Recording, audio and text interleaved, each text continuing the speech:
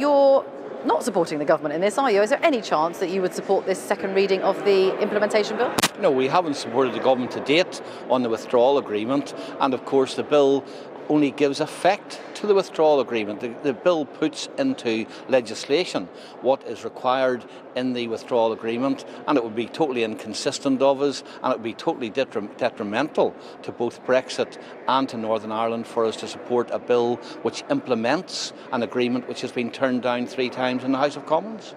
So, to the government about all of this, and is there anything that they can do to persuade you to get behind them? Well, we're talking to the government on almost a weekly or daily basis, but the government seems intent in bringing forward the bill to implement the agreement, and as we always do, have been totally unambiguous in the message which we've sent to them, namely that we will not be giving it our support.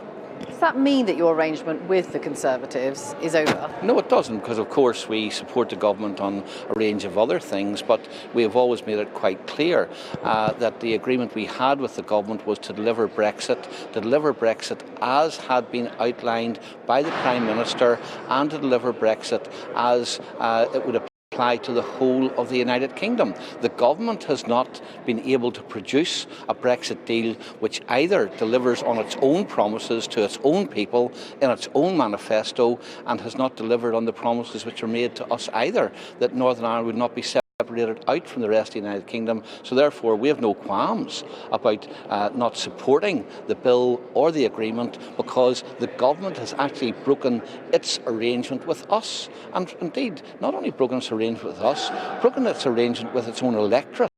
That's why the government suffered such a defeat in the local government elections, because their own electorate feel betrayed by them. So, we can hardly complain about us not supporting something which their own party, their own voters and their own councillors have opposed.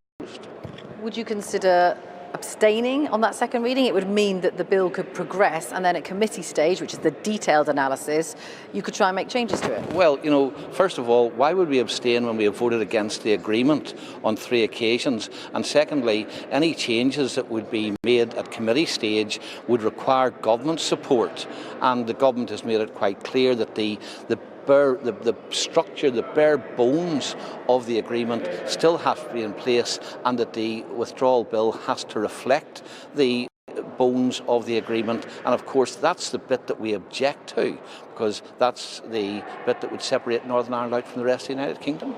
Do you think a new Conservative leader, because we know there will be one quite soon, would make any difference?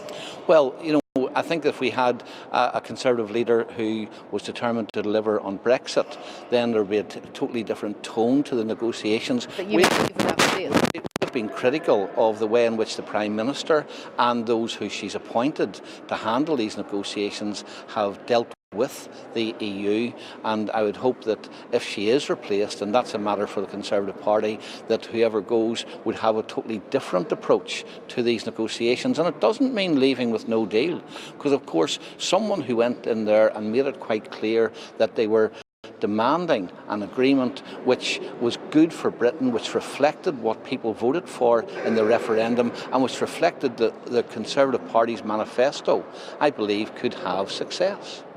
Sammy.